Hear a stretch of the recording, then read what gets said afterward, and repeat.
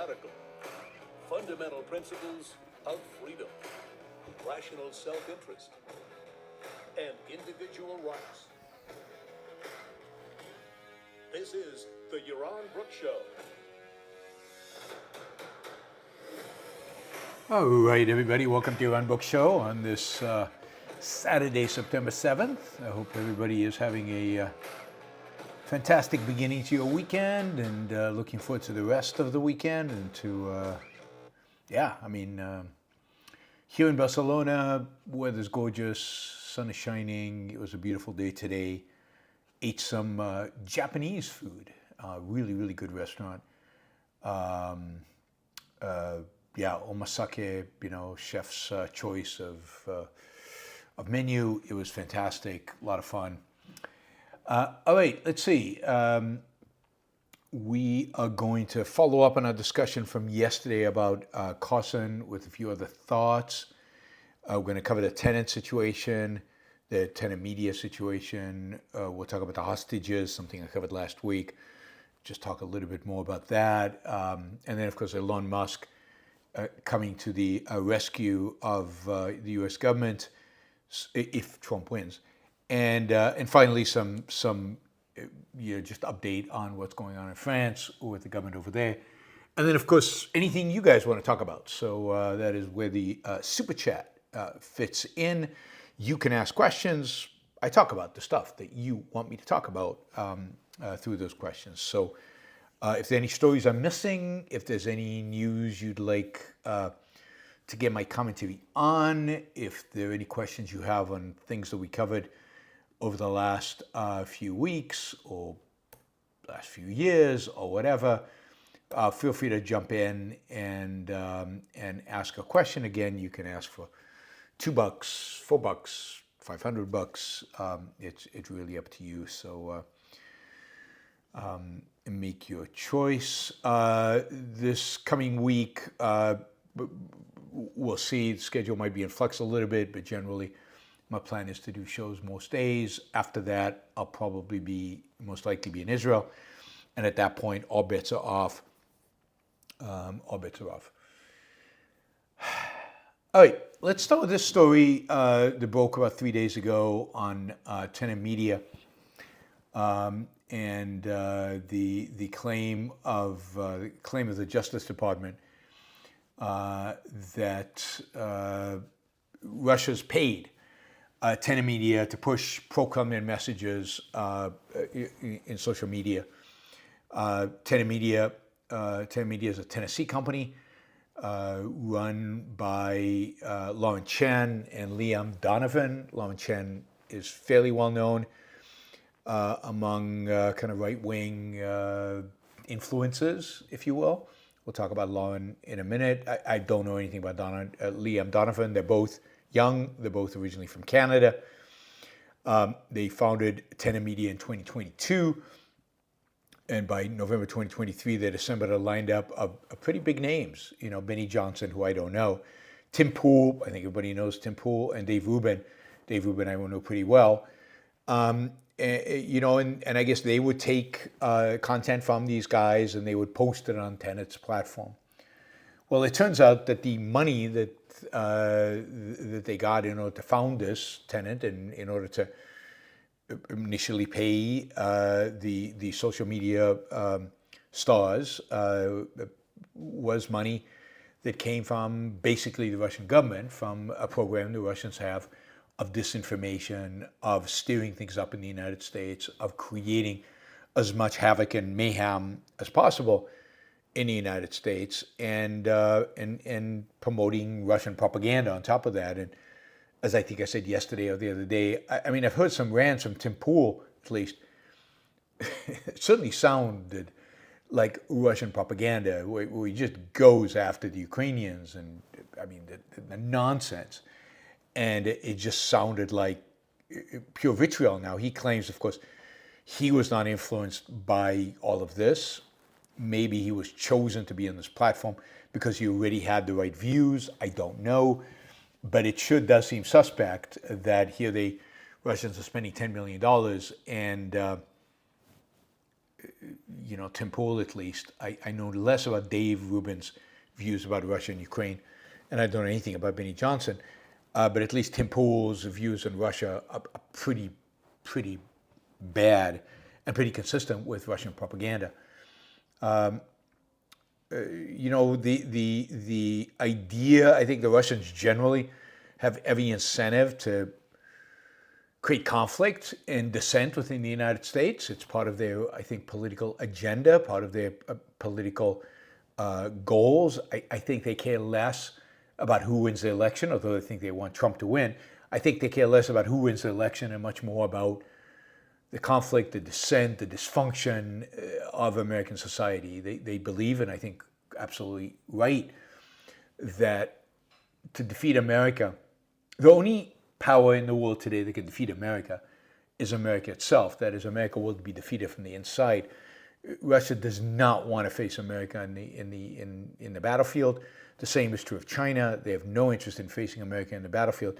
They would much rather create dissent and sow the seeds of conflict within America, so that if ever there is a conflict, America would back down and walk away because there's just not enough unity in the country to actually do anything to protect American interests, because nobody can even agree on what those interests are. Now, this payment to Tenet, is supposedly part of this covert Russian influence operation. And then it struck me, okay, we get that. It's good to know. It's important to know where the money comes from. It's valuable to know that this is direct from Russia. We can then deal with and approach kind of what Tenet produces and what Tenet brings out there appropriately.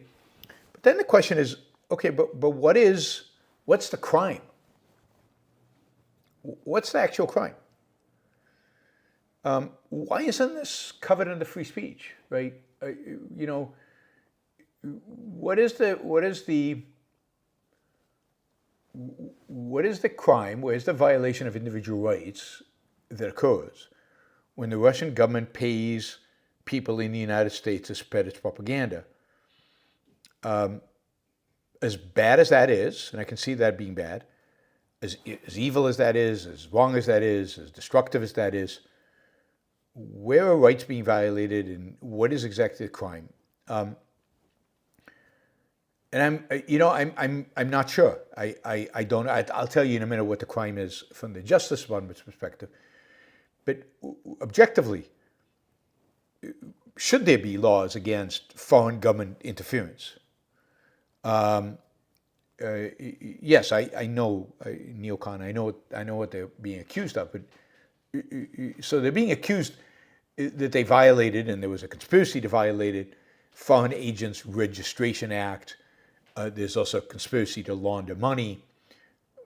We'd have to look into the details of what money laundering happened here. It's quite possible there's money laundering, but I'm always suspicious of money laundering, because certainly in a free society there will be no laws against money laundering, because it's not clear what money laundering would apply to. But would there be a Foreign Agent Registration Act? I don't know. Do foreign agents not have the right to free speech? Is there something about you being a foreigner, or now it is a government, so maybe you could argue foreign government should have influence in the United States. Does the United States have influence among foreign governments? Did the United States broadcast news and other stuff into other regimes? Yes, but those regimes are authoritarian, so that's okay. So the parallel doesn't really work. I'm just not convinced. It might be that somebody can make an argument why it would be illegal in the United States to accept money from a foreign government and lobby and try to influence. But it's not obvious to me that a law like that would be legit in a completely free market. But we live in this world. We don't live in a free market. We live with the laws the way they are. And the idea is that if you're going to represent a foreign government, then you have to register so that everybody knows that you're representing a foreign government, that you're speaking for a foreign government, and that is a law as it is today. And these people obviously didn't. It's interesting that the indictment is charging not the indictment is charging not the people who run Tenet. It's not charging them. It is actually charging two Russians who are based in Moscow, who work for Russian, what used to be called Russian Today, is today called RT. They both work for RT. They are the ones, I guess, that provided the funding to Tenet. I don't know what Tenet's legal standing is. I think what I've read is that the speculation is that Lauren Chen and her husband are basically working with the FBI, that they were probably approached by the FBI in this investigation, and they chose to become state witnesses so that they would not be indicted. Tenet has shut down its operations. Tim Pool has come out and said that he has been approached by the FBI as a victim of, in a sense, a fraud, and he is speaking to counsel, but is expected to cooperate with the FBI in its investigation of this attempt by Russian authorities to influence things. So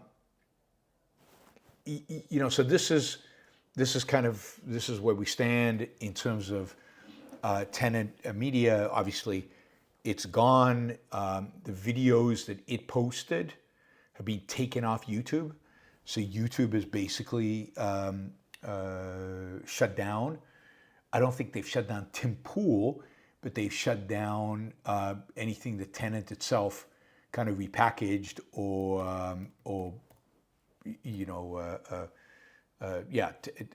Timecast is obviously still on YouTube, and so is Tim Pool. Those are his two channels.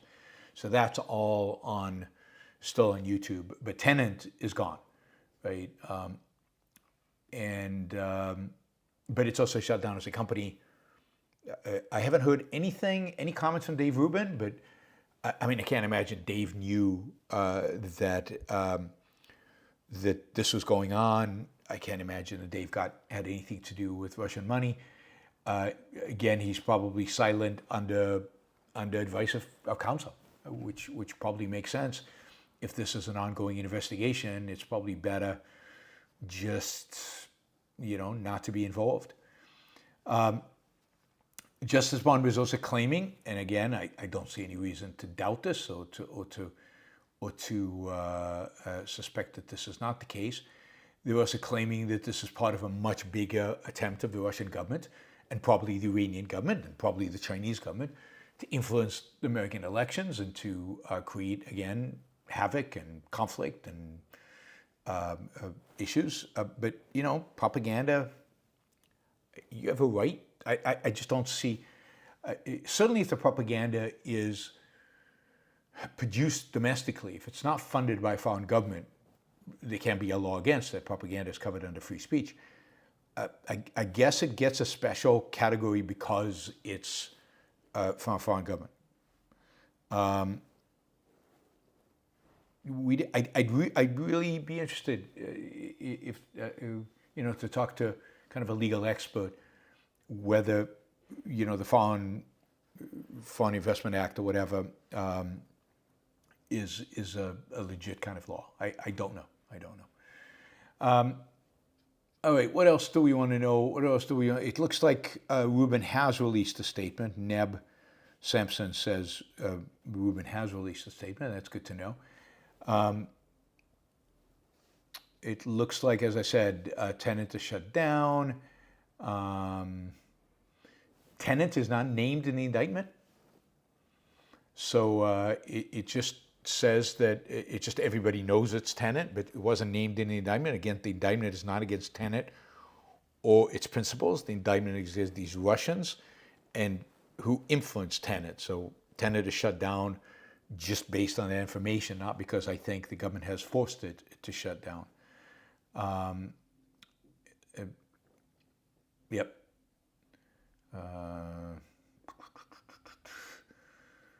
Yeah, all right.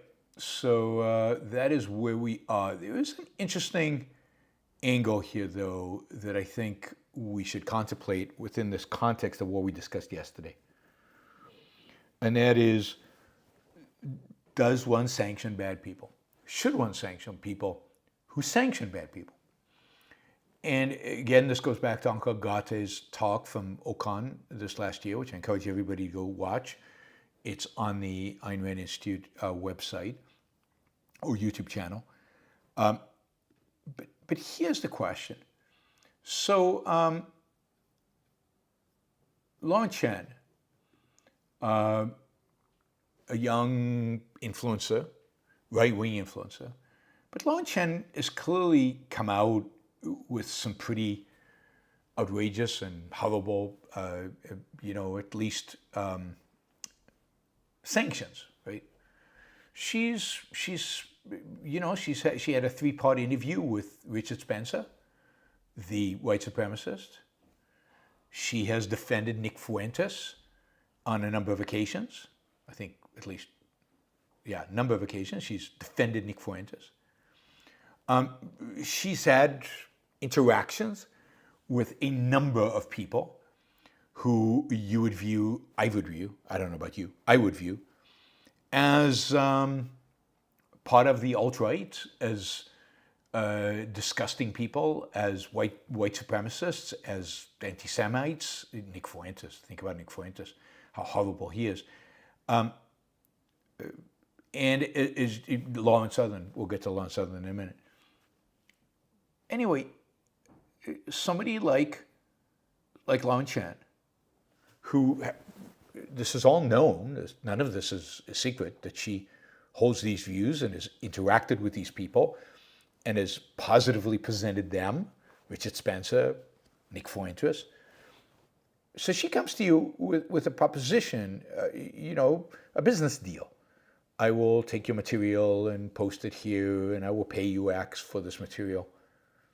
And maybe it's lucrative, I don't know, but Tim Pool is pretty wealthy. He makes a lot of money on his endorsements and on his podcast. I know that Dave Rubin has done phenomenally well, right?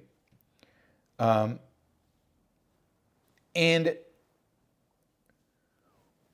why do you go into business with a woman like this?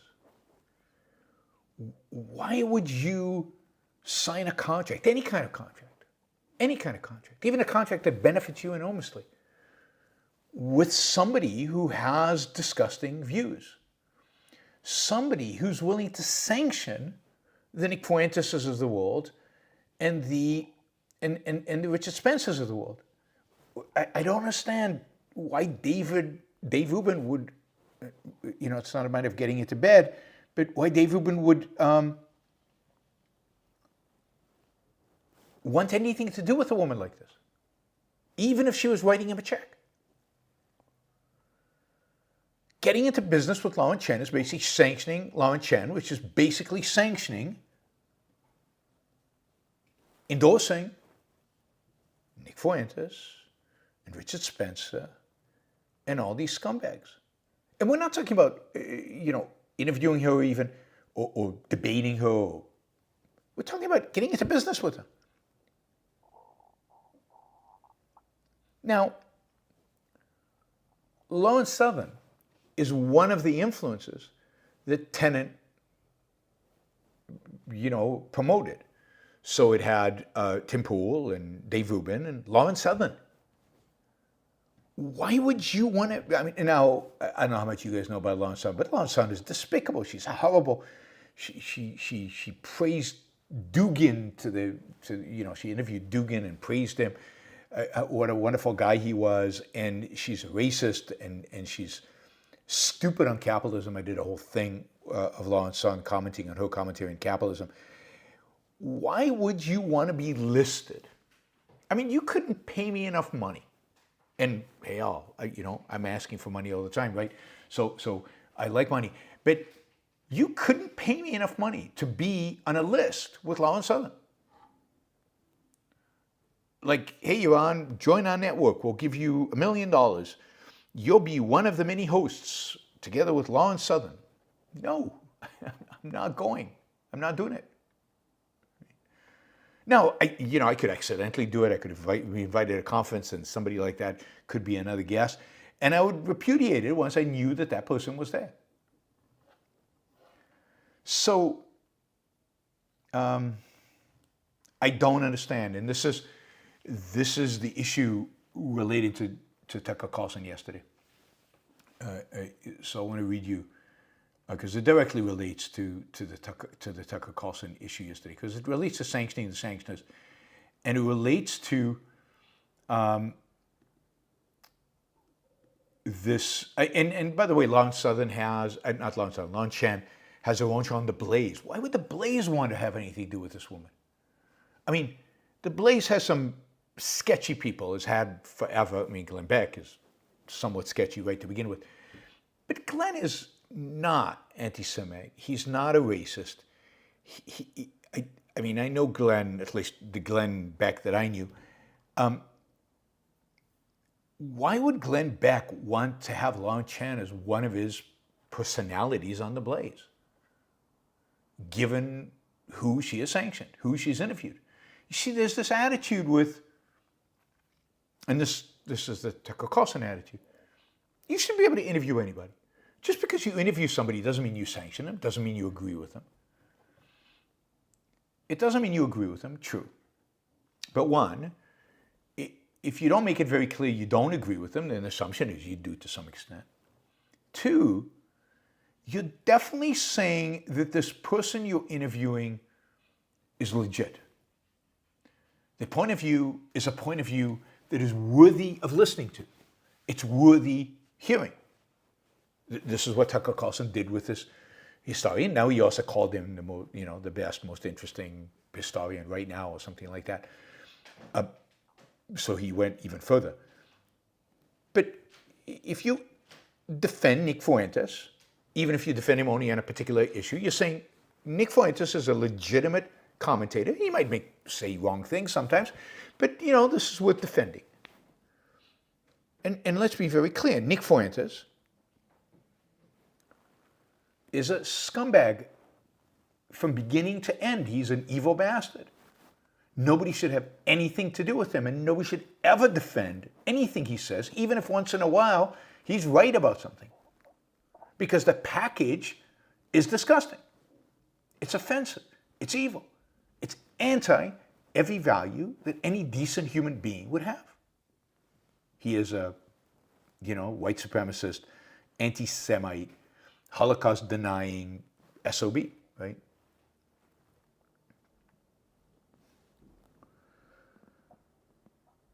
You see this over and over and over again.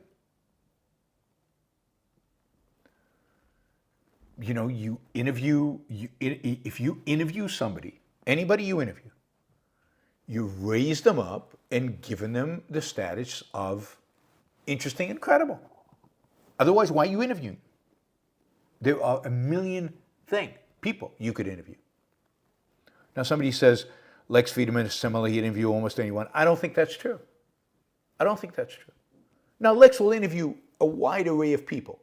That's a shtick. But I can't think of anybody who's interviewed, and I might be wrong, but I can't think of anybody who's interviewed that's really, maybe on the Israel-Palestinian thing, he's interviewed some people I think he shouldn't have. But he's not going to interview Nick Fuentes. He's not going to interview Lawrence Southern, I don't think. He's not now, unfortunately, people on the left are perceived as more credible than people on the right. So, you could see him interviewing somebody like Noam Chomsky, sadly. But Noam Chomsky's at a university, he's a big name, he's a big shot, most cited academic in American academia over the last, 50 years or something. So there's some credibility there. He interviewed Kanye, and he at least, give him credit, he pushed back on Kanye. He shouldn't have interviewed him, but at least he pushed back on him. Versus these people don't push back, who basically, Tucker Carlson didn't push back on anything this guy said. And he said some pretty horrible, stupid things, irrational things, and historically ignorant things. A lot of historians have since corrected. But there is this attitude that it's okay to interview anybody. Certainly Tucker Carlson has this. I should be able to interview anybody. It doesn't mean I'm endorsing them. I saw Tucker Carlson today on Charlie Cook's show, of course. And Charlie Cook, what's all this theory about? What's the big deal? What happened? Nothing, no big deal. And Tucker goes, yeah, what was the big deal? So this guy has a slightly different view on on the way World War II evolved and the role Churchill has. And you might not agree with him, but, he's not completely crazy. And there's some reasonable things to say here. And, so even if he's wrong, say he's wrong, but it's interesting. He's challenging the status quo a little bit, which is a complete whitewashing of what this guy stands for, particularly if you go and research him a little bit on Twitter. This guy is a Nazi apologist. And Tucker Carlson has had a Nazi apologist on, and then he kind of, just asking questions. Just asking questions. And this is the attitude today on the right. This is the attitude today on the right. The attitude of, anybody's acceptable. I mean, this is why I won't debate Dave Smith. I don't think he's credible. I don't think he's worthy of debate. I don't think he has any virtue. Why would I want to be on the same stage as somebody who spouts these, just horrific lies about Ukraine, horrific lies about Israel, horrific lies about capitalism? So, I don't think these people are worthy of interacting with. I don't think they're worthy of one's sanction. Even a debate, to some extent, you're sanctioning the opposition. So I don't understand why these people, why Dave and Tim Pool and these other guys, why they got into business with Law and Chen. But there is this attitude on the right that they don't believe in guilt by association. Now that is moral cowardice. It is moral. God, the word escapes me. But it's cowardice. It's giving up on morality. It's that issue of don't judge. Of course you're guilty by association. You associate with Nazis. That's bad. You should be judged for associating with Nazis. You interview a neo-Nazi or Nazi apologist, you should be judged. You, hang out with Lawrence Southern, but you don't agree with her. You should be judged for hanging out with somebody as awful as Lawrence Southern or Lawrence Chen or any of these people are. So J.D. Vance was asked what he thought and will he appear with Tucker Carlson? Will he appear on Tucker Carlson's show? And this is what a spokesman of J.D. Vance, Senator Vance, vice presidential candidate Vance, had to say. Quote, Senator Vance doesn't believe in guilt by association, cancel culture, but he obviously does not share the views of the guest interviewed by Tucker Carlson. There are no stronger supporters of our allies in Israel or the Jewish community in America than Senator Vance and President Trump, unquote. And then he goes on to attack Kamala Harris. So they don't believe in guilt by association, cancel culture. And this is the thing. Now, I've seen this in some of the commentary that I've received on Twitter and elsewhere. I've seen this argument. To believe in guilt by association, you're a leftist. And it means you agree with the left on cancel culture. And that is just the most bizarre thing. I mean, I actually have a smidgen of respect for the left in the sense that they're willing to judge. And yeah, they're willing to cancel people based on their judgment. You hold these views? You believe in that? I don't want to work with you. Fire the bastard. Is that wrong? Isn't that the way the world should work? I mean, if we didn't have anti-discrimination laws, if we didn't have, false firing, false dismissal laws, and all the massive regulations of employer-employee relationships, wouldn't it work like that if you found out that one of your employees held ideas that you found despicable, whatever your ideas were? Wouldn't you cancel them? In a sense of firing them? I would.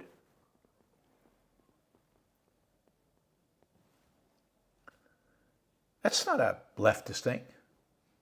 Now, maybe the left is doing it, and maybe we don't like what they do because of the stupidity of the issues on which they're willing to fire somebody and the hypocrisy that's often involved and just the sheer evil of the ideas that the left advocates for. So we don't like it. But and I've said this, I said this when we talked about cancel culture a while back, I'm all for canceling people. Right now, I'm for canceling Tucker Carlson. I think it would be good for America. I think it would be good for people to cancel Tucker Carlson.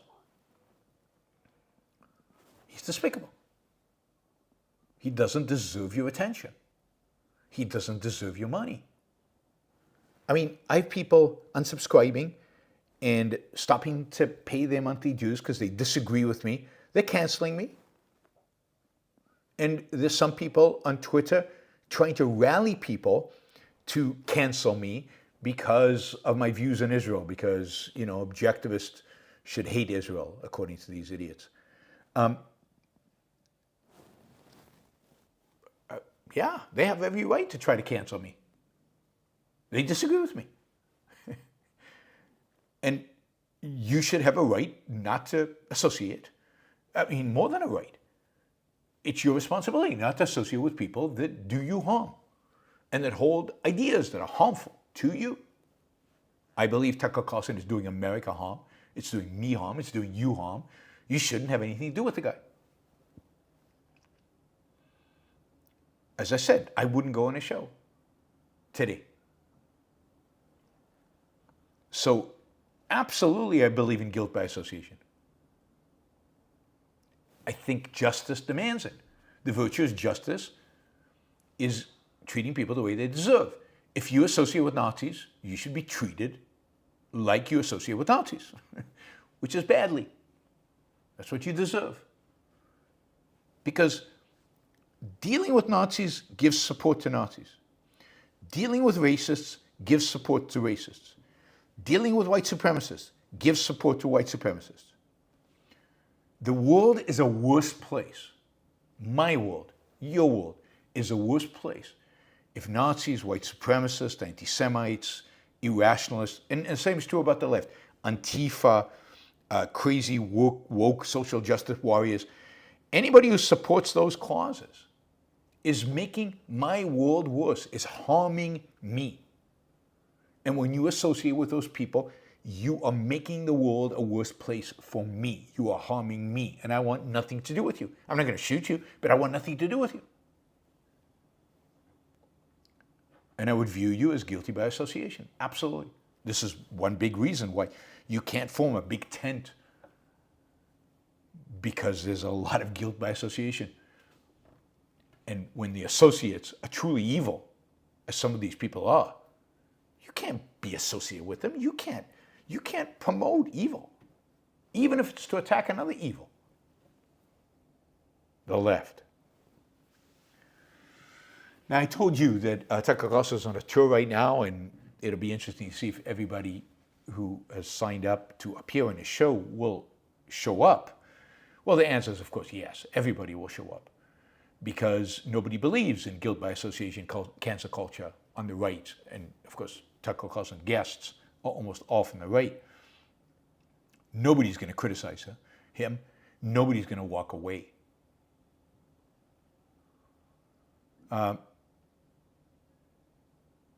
For example, J.D. Vance is going to appear on Carlson's speaking tour on September 21st in Hershey, Pennsylvania. And that's moving forward. That's not going to change. Donald Trump Jr., maybe the next heir to the MAGA leadership, or maybe it'll be Tucker Carlson in the end, will also appear on Tucker Carlson's show in Jacksonville, Florida, on I think something like the 28th of September. So nobody's gonna, Russell Brand is praying with Tucker. Wow, praying with Tucker. Go for it.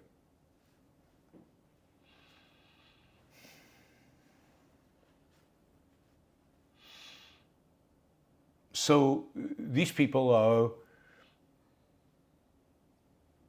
guilty by associating with somebody who is sanctioning basically Nazi apologists. Van should be condemned for doing a Tucker Carlson interview. Trump Jr. should be condemned for doing a Tucker Carlson interview. They should be canceled. They should be canceled.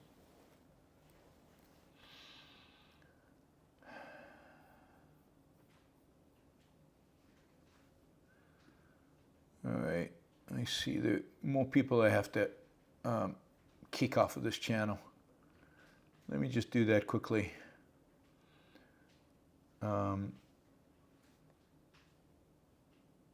Neil Khan says, Yaron, I'm saying this again. Thank you for getting me out of the sphere of influence of people like Lauren Chen, Lawrence Summer, Tim Pool, Tucker Carlson, and other human trash. I forgot that I got you out of that sphere, and I'm super happy to have contributed to you escaping that sphere of influence. I didn't know that it hadn't completely sunk in that that's what I had done. Where's this guy? I saw this guy before that I wanted to cancel from my chat. Anyway, I can't find him now. So we'll do it if he pops his head up again. So there you go. I mean, basically the top people within the Republican Party and within the MAGA universe, while from the one side of their mouth claim to be huge supporters of Israel and love the Jewish community and big supporters of the Jewish community, on the other side of their mouths are basically fine with Tucker Carlson interviewing Nazi apologists and historical revisionists who make the Germans and Hitler, they're not the good guys, but they're just not as bad as we always were taught and always thought they were.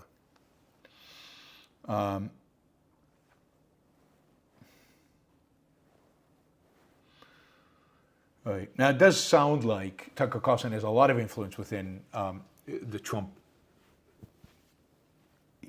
universe, and it's indeed Tucker Carlson and what's his name, Trump Jr., who got Trump to nominate to choose J.D. Vance as his VP candidate. So J.D. Vance, Tucker Carlson, Trump Jr., pretty close, and Trump is not that scary in the end because he's too much of a bubbling idiot, or as I've called him before, bubbling moron. Tucker, J.D. Vance, Trump Jr. Now there's a trifecta. There are three people who I think you should be very scared of. I mean, that's the future leadership of MAGA. One of those three will run for president in 2028, probably J.D. Vance if Trump wins, maybe Trump Jr. if Trump loses. Those three are potentially the future of the Republican Party. Remember that Trump's family,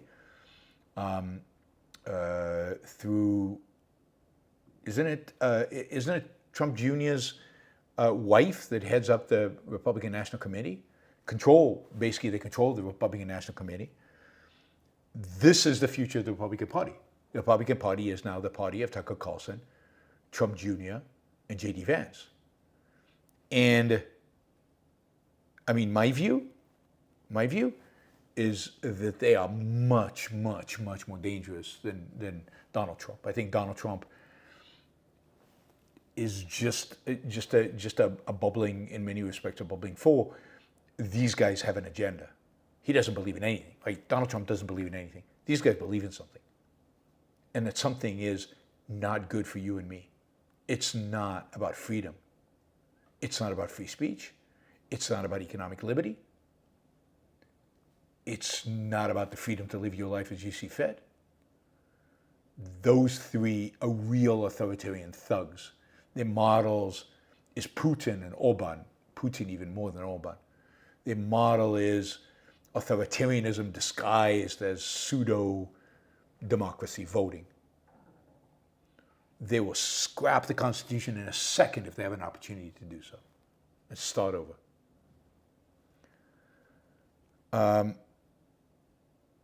Anyway, JD, you heard it here. What is it? September 7th, 2024. I mean, I've said this for years now. But JD Vance, Josh Hawley, Tucker Carlson, Donald Trump Jr., that's the future of the Republican Party. And that is, we should all be scared. We should all be worried. That is not a good thing. It's one of the reasons why I hope, but it won't happen, that Donald Trump gets crushed in this election, that MAGA just gets crushed in this election. Maybe, if that happens, Republicans will wake up. It won't happen, though. And even if it does, I don't know that Republicans will wake up. I think I give them too much credit. Wes, thank you for the $50 sticker. Gail, thank you for the sticker. Martin, thank you. Martin again, thank you. Let's see, Jeremy, thank you. And Sylvanos and Jonathan Honing got us started with stickers. So thank you all for the stickers. Really, really appreciate it. Don't forget, if you ask questions, that's what I'll talk about, right? So you get to determine if you want to challenge me, if you disagree, if you want to get me on something. Super Chat is the way to do it. And again, you can ask for $5, $10, $50 like Michael has, or a bunch of $20 questions would be really good and appropriate right now. All right. What else did we want to talk about? So that covers cancel culture and it covers Tenet. It is going to be interesting to see how the Tenet story evolves and what are the consequences, if anything. Probably nothing. Probably nothing will change. All right, hostages. All right, so I just want to do a little bit, quick rant on this. It's because it's really pissing me off. It's so upsetting. So Hamas has the West's number. It knows exactly how to push buttons. It knows exactly what to do to create dissent and conflict and to ultimately force the Israeli government's hands, force them to back down. Over the last few days, they've been releasing videos of the hostages that they murdered from before they murdered them, to remind the families, Israeli civilians, the world, that they were alive just a few days, moments before the Israeli forces found their bodies. And indeed, they were killed point blank, execution style, just before, within 24 hours, 48 hours of them being found. And they're putting out one a day, video a day. And every time a video hits, the families of the hostages flip out, and I can completely understand them flipping out. And then everybody who supports a deal, just the idea of a deal, I find shocking and horrific. Everybody who supports a deal gets motivated. You see, we need a deal, because if there'd been a deal, they would have been alive. And Netanyahu has to come out, and he's doing this to his credit, he does a good job. I've always said he presents well. He keeps coming out and has to do one of these dog and pony shows the maps and discusses and explains and why we have to do this and why we have to do that and why we can't compromise on a deal. And it's just shocking. Imagine if you cut a deal. And in that deal, you leave the Philadelphia corridor, and Hamas now has links into Egypt, and maybe not. Maybe it doesn't use that because everybody's watching over the next year or two. But in 3 years, they dig new tunnels, and they go and they start rearming, and they start reestablishing, and Israel doesn't win. It doesn't achieve its victory because we got a deal. We got hostages back. We got a deal. And you get 60 live hostages, go back to their families. And you know, that is a wonderful outcome, right? Getting 60 hostages coming back. But then 3 years down the road, or 4 years down the road, or 5 years down the road, 6 years down the road. And you know that once a deal is struck, and once, everybody's agreed to the deal, Israel might go in and assassinate Sinwar and assassinate this person here, and once in a while strike at Hamas. Israel's not going to go back. It's not going to launch another war. And the world wouldn't support it if it did. Okay, so now you're buying time for Hamas to just get stronger again and inflict another October 7th. And maybe it's not Hamas this time. Maybe it's Hezbollah, which has a much bigger border in the north, which can muster. They say that during October 7th, somewhere around 3,000 Gazans, most of them, 3,000 to 5,000 Gazans, mostly those who work for, mostly Hamas fighters, but also just regular Gazans. Entered Israel and committed the atrocities that they committed. And they would have kept going if not for Israel ultimately waking up and fighting them and kicking them out. Imagine that happens in the north and they take 1,000 hostages. Why not? Why not take 1,000 hostages? I mean, who knows what we can compromise, what kind of deal we can cut with Israel if we get 1,000 hostages. I mean, there's no end. Once you negotiate with evil, there is no end to what evil will do. I feel for the families of the hostages. I understand that all they want is the hostages back. And I understand the people who say, well, Israel should negotiate for the hostages, get them back, and then go in and crush Hamas. If I believed Israel would actually do that, if I believed that the U.S. would support Israel actually doing that, okay, fool Hamas into pretending you're cutting a deal and get those hostages back, fine. But what are the odds of that happening? Zero. Zero. Once they cut a deal, they'll cut a deal, and there will be no going back. It's the same thing as in 2005 when Israel retreated from Gaza and left Gaza and forced people out of their homes and dragged them out of there. Jews who were living in the Gaza Strip. And everybody said, oh, this is good because now if Hamas attacks us, we'll just go in and crush them. So no problem, we'll leave now. And no, they won't see it as weakness because we'll crush them anytime they do something. And then Hamas loves missiles and missiles and missiles, and Israel does nothing. And it's clearly a sign of weakness. The same thing happened when Israel left Lebanon. Oh no, we'll go back when we need to. Yeah, right. Look at what's happening right now.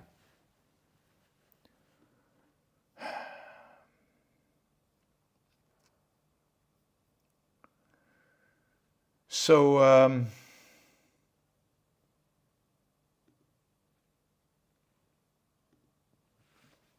I don't know. I think you have to go by principle. There are never exceptions. I mean, unless the context is wildly different. You cannot negotiate with terrorists. You cannot negotiate with evil. You can't negotiate with Iran. You cannot negotiate with Hamas. You cannot negotiate with Hezbollah. The only way to achieve peace, the only way to achieve a lasting peace, the only way to secure the lives of Israeli citizens is by destroying Hamas completely and thoroughly.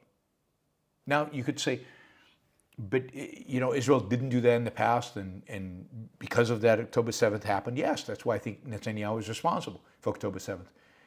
And now it's his job to get those hostages out. But then he's committing all the mistakes that led to October 7th. So, I don't know. It's you cannot negotiate with terrorists. Period. It's unbelievably sad that many of those 60 hostages are going to die. But the principle stands.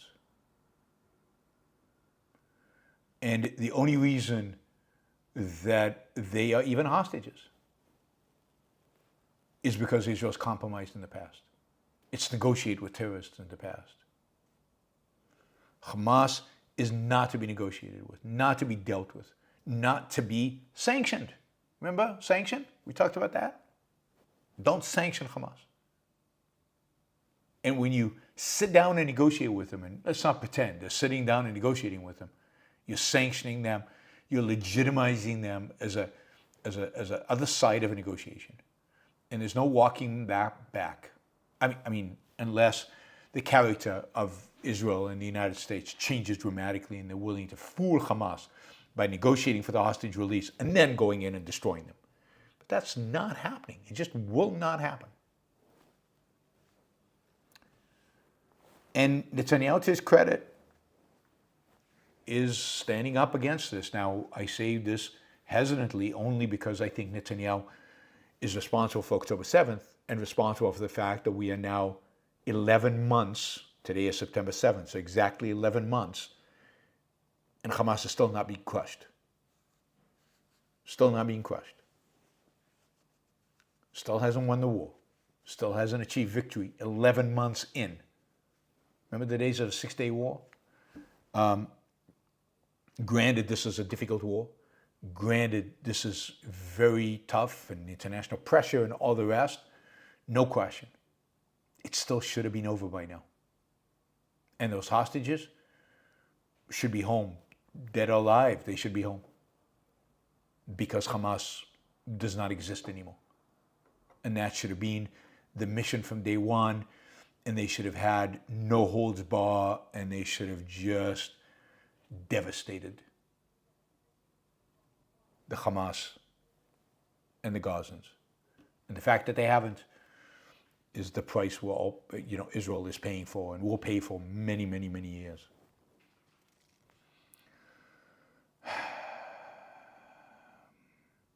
All right. Thank you, Melanie.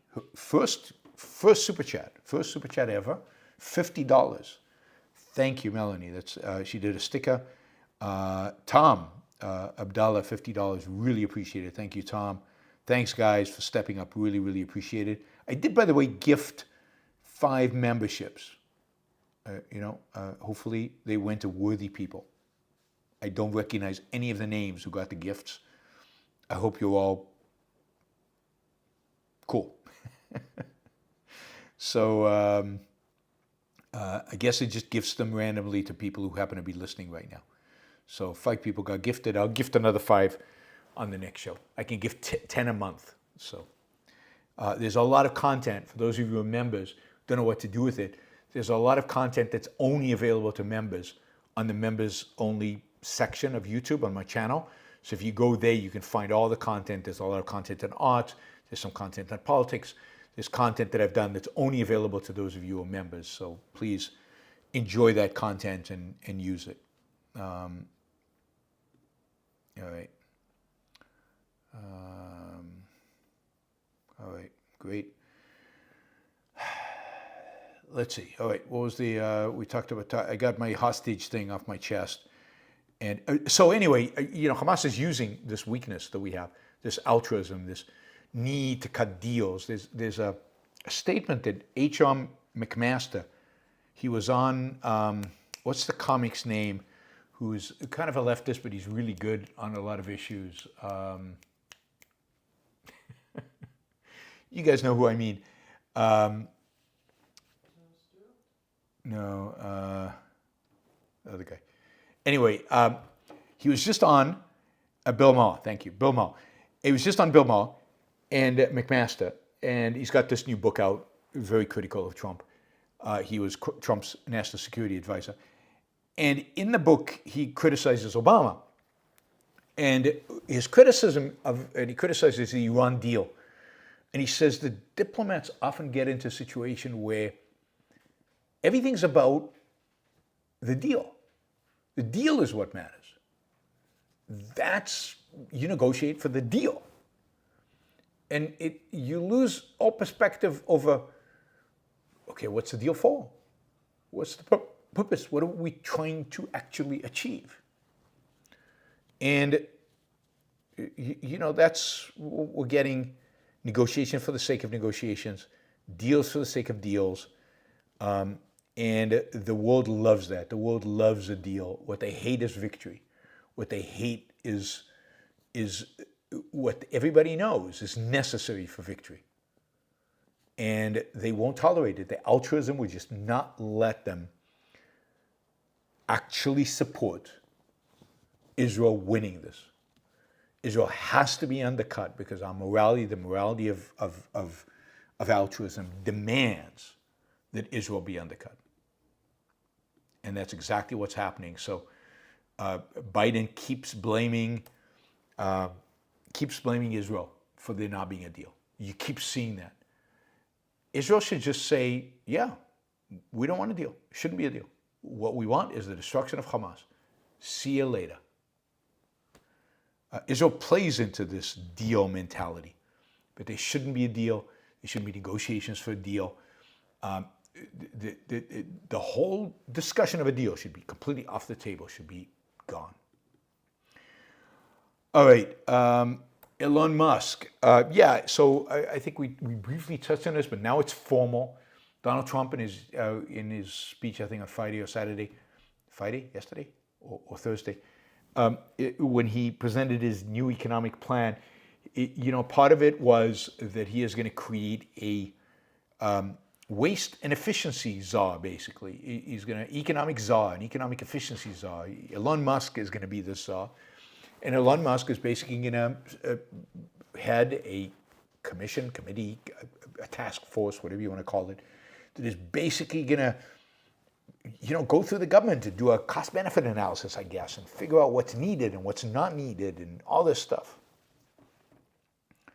and make it more efficient. And let's be clear. Government is not a business. Business skills do not translate into government. Government is not about efficiency. It's not about increasing productivity. It's not structured in order to do that. It's not its goal. It's not its mission. The essential of government is as a monopoly over the use of force. Government is force. Force is not efficient. There's no productivity metrics. How many people do you kill? How many buildings do you destroy? There's no productivity metric for force. The only issue with regard to government is this something government should be doing? Or isn't it something government should be doing? If it is, then yeah, we want to do it as well as possible. But then it is an issue of force. The things that government does are force. It's not voluntary. It's not maybe. It's not choice. It's force. Regulations, force. You can't opt out. Taxes, force. Redistribution of wealth, force. Social Security, Medicare, force. So is force appropriate for this action? Because government is force. Or isn't it? Cut all the things that are not where force is not appropriate and leave only the things where force is appropriate.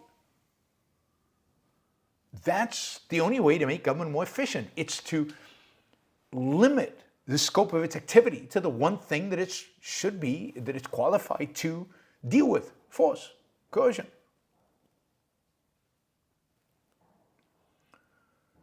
So Musk, God, by going into this kind of government job, it's just, again, sanctioning, remember that word?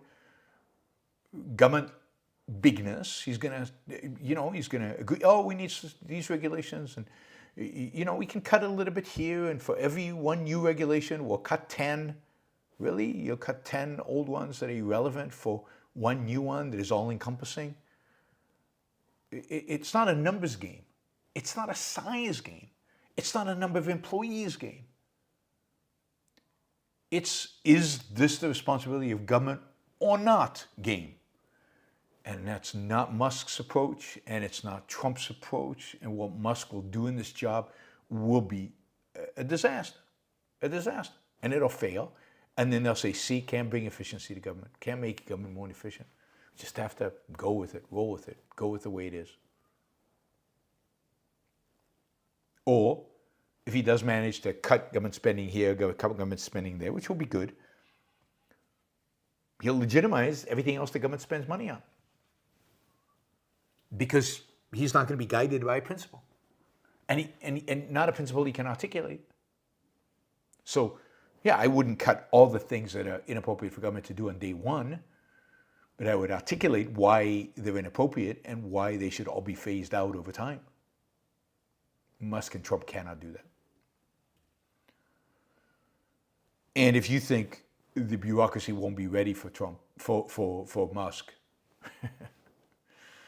it's a different ballgame. It's not Twitter or SpaceX or any of his, or Tesla. It's not run on the same principles. It's a different ballgame. And you can't just fire people. And you can't just cut money out if government has approved it.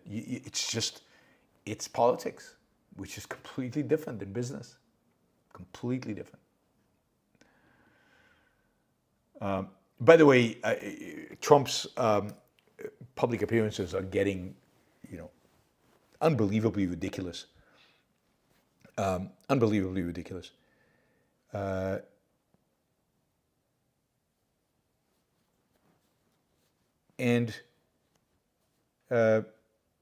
So he was asked about, was it early child education, something like that?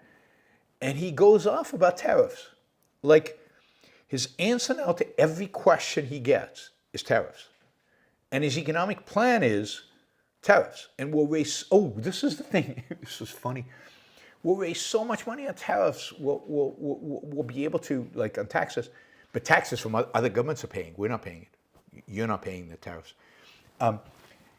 That we'll be able to close our government deficit and we'll be able to pay back the debt. And Trump's new idea is we should have a sovereign wealth fund.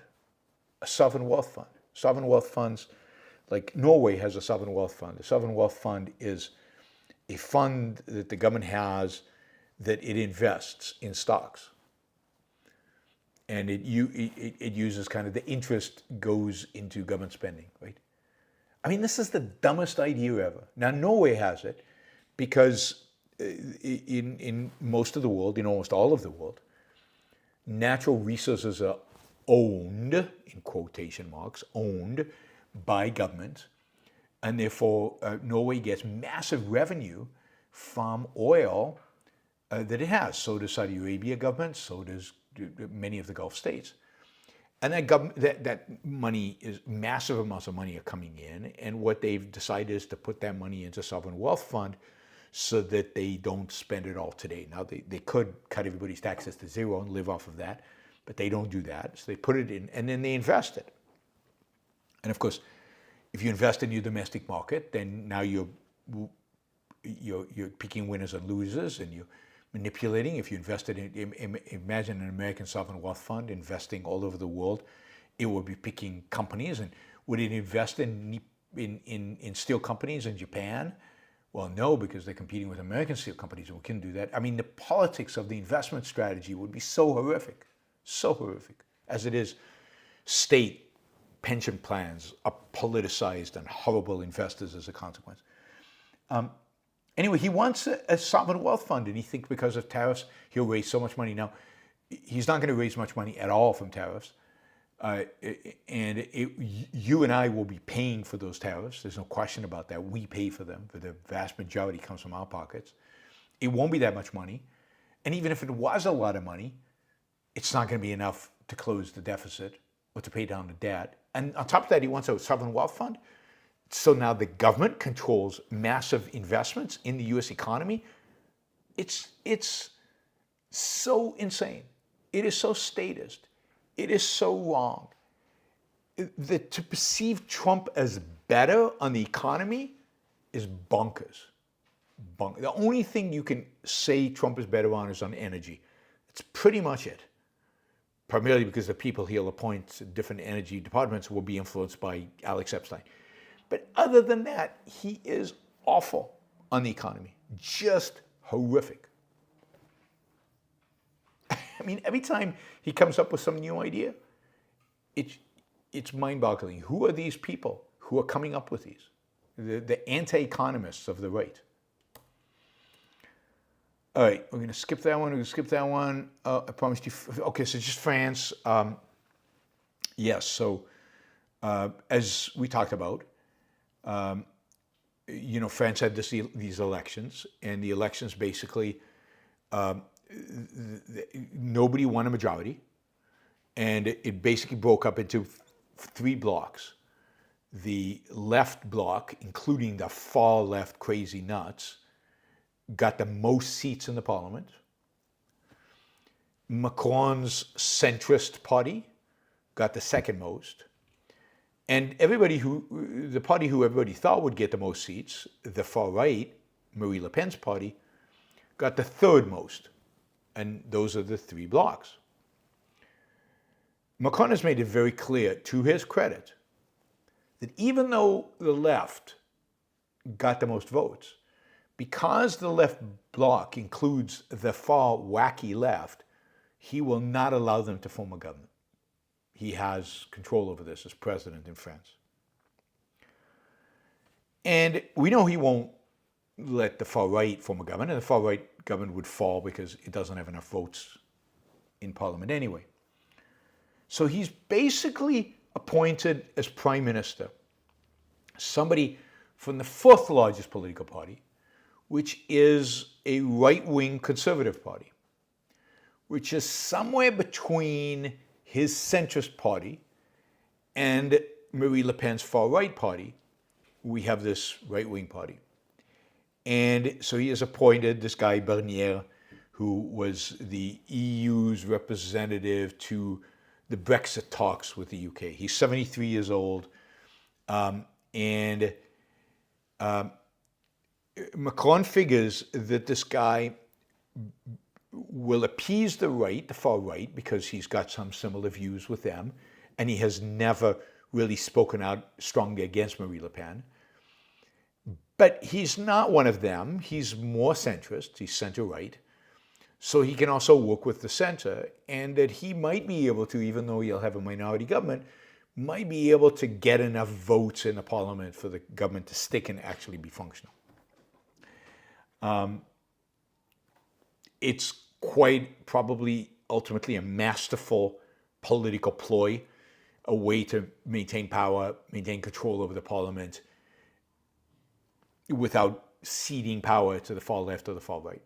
It is fascinating, and it'll be interesting to see how it all plays out.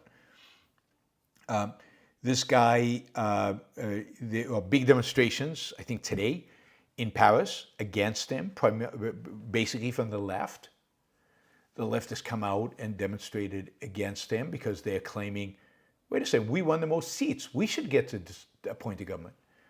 Macron is not letting them.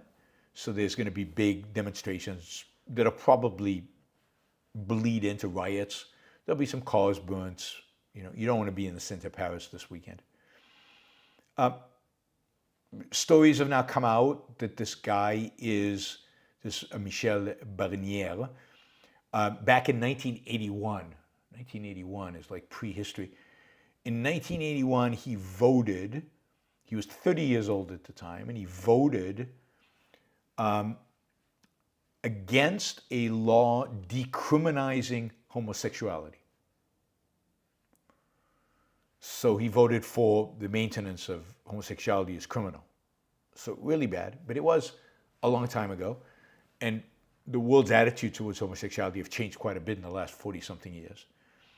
It is interesting that he will now enter as a 70-something, 3-year-old as prime minister. He'll be replacing the youngest prime minister in France's modern history, who was 35 years old, and the first openly gay prime minister France has ever had, Gabriel Attal. So it is a shift from center-left to conservative, right of center, quite a bit right of center. Hard to tell how this all play out ultimately in actual decisions, in actual policy, we'll see if he survives the no confidence vote in the parliament. We'll see what happens. But he's a massive compromise candidate that will be. It'll be interesting to watch French politics. All right, I think we'll call that the news for September 7th, 2024. And we will shift over in a minute to your Super Chat questions. There are a decent number of them, room for more, particularly of the $20 kind. We're good in terms of being on track for making our second hour goal, which is every hour is a $250 goal. So second hour would be to make it to $500. And if we go into a third hour, then the goal shifts to $750. So hopefully we can make that. Thank you, Bill, for the sticker. Thank you, Stephen Harper. Thank you, Nev Fell, for the sticker. Really appreciate it, guys, and appreciate the support. And of course, Melanie, her first sticker for 50, and it was $50, and then Tom and Wes, $50 as well. Thank you, guys. That was really great. Before we get to Super Chat, I'll remind you, you can participate in the Super Chat, particularly if you're on YouTube. If you're not on YouTube, if you're listening on X, or if you're listening on Facebook or somewhere else, you can come over to YouTube, find my channel, subscribe, become a member, ask a Super Chat question. Another way to do it is to support the show, trade, value for value. We're a listener-supported show. This is what makes the show possible, is your contributions. You can do so on Patreon, Yaron Brook Show. You can do so on PayPal, yaronbrookshow.com/membership, and become a monthly donor. Those are great because they're predictable and come in every month, pretty much the same amount. It's great. Finally, we have 3 sponsors. We do have another sponsor, ExpressVPN. If you're interested in using a VPN, I use ExpressVPN all the time. It allows me to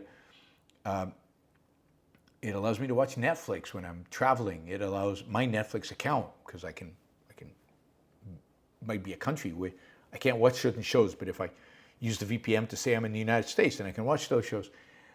It's my account after all. It allows me to transact financially without people being able to snoop. It gives you privacy. It gives you another level of privacy, which is really, really crucial. Anyway, if you go to expressvpn.com/Yaron, on top of the free 3 months they give you anyway, you get another 3 months just by putting in Yaron there. So you get 6 months free of a VPN. Test it out, see if you ever use it. You might never use it, you might not need it, but if you do use it, you can stay on as a member, but sign up. They send me a couple of bucks if you do. So I appreciate that. John Bobbin from PHILIFE, Phi Life, from Philosophy, Life, Phi Life. That's a channel on YouTube. By the way, Bill's sticker was his first Super Chat contribution, so thank you, Phil. We're getting some a few first timers here. This is great. Thank you guys. So Phi Life, he does diet, exercise, longevity, all the stuff, health, all the stuff you hear from Atia and others. There's just so much information just coming in about how to improve the quality of your life and how to do all that.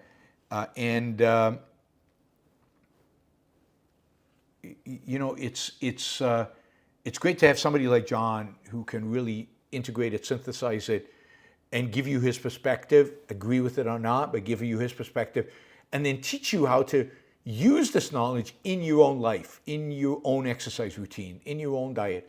So it's not just an abstraction, it's something that you can customize to you and test to see what works for you or not.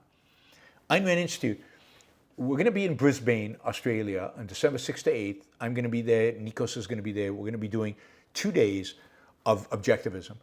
Right now, registration is open, so I'm very, very much hoping that many of you who listen in Australia, and I know I have quite a following in Australia, there are quite a few of you, I hope you sign up. You can go to aynrand.org/start here and click on the conference, and you'll have a page to be able to sign up to register for it. If you're a student who would like to apply for a scholarship, you can also apply for a scholarship for this. Look, this is about as close as an objectivist conference is going to get to many places in Asia. So if you're somewhere else in Asia and you can afford to come, or if you can't afford to come and would like to apply for a scholarship, apply. But I'd love to see Brisbane be a massive conference. I'd love to see a lot of people there, and I'd love to see a lot of the Yaron Brook Show people there. It would be great to meet you in person. It's not that I'm going to come to Australia very often. I don't know that this is a once-in-a-lifetime opportunity, but it might be. Who knows when I'm going to come again. So come, I'd love to meet you. I'd love to shake your hand. Thank you for the support. Thank you for listening to the show. If there are enough of you there, maybe we can do a little hangout, maybe at the end of the conference on Sunday after the conference ends. We can do a Yaron Brook Show thing there, just to hang out. So please come. Lots of time for socializing, lots of time for interaction, lots of time for questions. We make these very, very, very interactive. They're not there for just lecture. Now you will get 2 of the most fun lecturers in objectivism, me and Nikos. So it'll be fun to hear us speak, but it's also to interact with us. So this is a great conference. Please come. And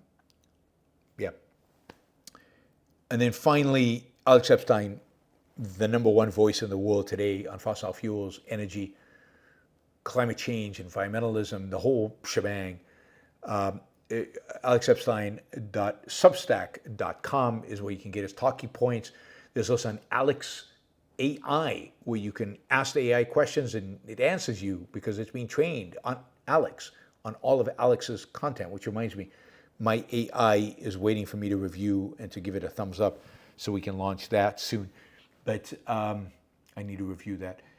But yeah, go, sign up, alexepstein.substack.com. All right, let us go to your super chat. Let me just move things around a little bit. Move this here so I can look right at the super chat and see what questions we have. All right, cool. Michael, $50 asking a question. You say the next Holocaust will be against Muslims, not Jews. I'm speculating. But I'm seeing a lot more anti-Semitism than anti-Islam commentary. Tucker Carlson, Candace Owen, Tim Pool, none of these figures talk about Muslims. It's always Jewish conspiracies. I mean, that's not exactly right. They all talk about Muslims. They all believe, particularly in the context of Europe, not so much in the context of the United States. It's just that Islam is not a threat in the United States. And I talk about kind of a Holocaust against Muslims in the context of Europe, not in the context of the US. They all talk about kicking the Muslims out of Europe. Muslims are destroying Europe. These Muslim immigrants are degrading Europe. All of them talk about this all the time. They talk about that. They talk about that more than they talk about Jews. So it's a big issue for them. And, maybe they're not talking about it right now, because right now is election season, and it's all about the U.S., U.S., U.S. And the other reason they might not be talking a lot about Muslims right now is they play this game, but they don't want to come across as too anti-Muslim, because that might associate them too strongly with Israel. So, for the sake of Hamas, they're not as anti-Muslim as they are when they're more focused on Europe than they are on Israel, on the Middle East, or on the United States. But no, I mean, the hostility of the far right towards Islam is massive, particularly in Germany, particularly in France. In both of those countries, there's huge hostility towards Islam. And if you're going to get the kind of Holocaust that I'm talking about against Muslims, it's going to happen in Germany. It's going to happen in France. It's going to happen in places like that. Maybe not France, but certainly Germany and certain parts of Northern Europe. Now, I hope it never happens, and there's a good chance it never happens. But I'm just saying, I think if the more the Muslims get aggressive, the more the more violent they get, the more likely it is that the Europeans will just choose to wipe them out. Or certain elements within Europe will choose that.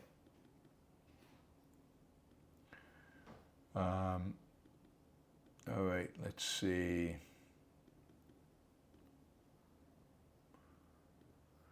Rand says, given the state of the culture, how do you maintain a positive outlook? You clearly assume there are functional minds that will hear you, that you are having a positive effect on the wider culture. So how do I maintain a positive? I mean, I've talked about this a lot. Partially I maintain a positive outlook by focusing on my own life. And while I do this for a living, I don't let this pollute, if you will, my day-to-day living. I enjoy the things that I enjoy. I go about enjoying them. I go to museums. I eat great food. I live in a beautiful place. I have a wonderful wife. I just have a good life, and I focus on the goodness of my life. And I only let these political kind of issues go so deep. I just don't let them impact the day-to-day way in which I live my life. To some extent, I'm pretty good at isolating myself in the culture. Again, I do the show. That's me being very integrated with the culture. But other than that, I don't have a massive social life where I talk to a lot of people. I don't follow the news in the sense of watching TV news. I don't. I read the stuff. I follow the stuff in order to do the show, in order to better understand the culture. But I don't live it in the sense of, I know people who, this is not their profession, and they're obsessed with what's going on in some minor little issue, some rabbit hole they've gone under around the news, or around some conspiracy theory, around something going on, and they just obsess about it, and they think about it all the time, and it affects their ability to enjoy their life. And I don't let it affect my ability to enjoy life. I enjoy my life, and part of enjoying my life is having a career that I enjoy, which is cultural commentary. But that cultural commentary is not, I don't put myself in that culture. I remove myself from that culture, if you will. And I know that the world is going to hell, and there's no question the world is going to hell. But you know what? I do what I can against it. I'm happy with myself because I do what I can to fight it. Am I having a positive impact? Yes. I mean, I see it every day here. I mean, what did Neil Kahn write earlier? That I saved him from going down the whole conspiracy theory, alt-right, white supremacist. I mean, that's incredibly satisfying. So have I had a positive effect on the wider culture? Yes, in a tiny, itsy-bitsy little way. But I don't know that you can have much more than that. So I'll take that effect that I'm having. I'm having a positive effect. I know from you guys that every once in a while, somebody in the chat will say, Yaron Brook changed my life, or changed my attitude, or changed my views, or did this or that. I don't think I've done much. I don't think I've done anything to harm the culture. I've done a lot to help the culture. Is it enough to change the culture in my lifetime? No. But I can only do what I can do.